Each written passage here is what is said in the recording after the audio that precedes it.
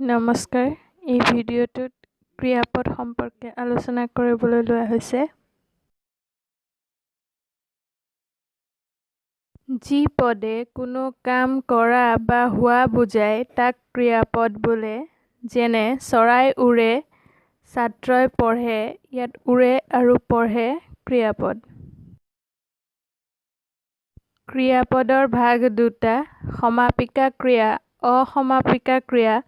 ইয়াৰ উপৰিও ক্ৰিয়াপদক আৰু দুটা ভাগত ভাগ কৰা হয়: সকৰ্মক আৰু অকৰ্মক। সমাপিকা ক্ৰিয়া: যি ক্ৰিয়াই বাক্য শেষ হোৱা বুজায় তাক সমাপিকা ক্ৰিয়া বোলে।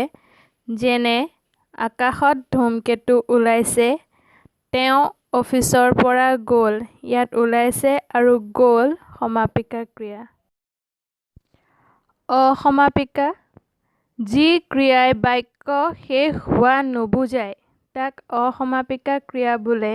যেনে গৌতম স্কুলৰ পৰা আহি খেলিবলৈ গ'ল, ইয়াত আহি অসমাপিকা ক্ৰিয়া।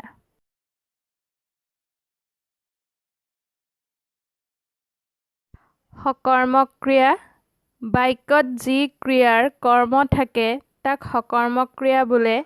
যেনে তেওঁ মাছ মাৰিছে, হৰিয়ে কিতাপ পঢ়িছে, ইয়াত মাৰিছে আৰু পঢ়িছে সকৰ্মক ক্ৰিয়া।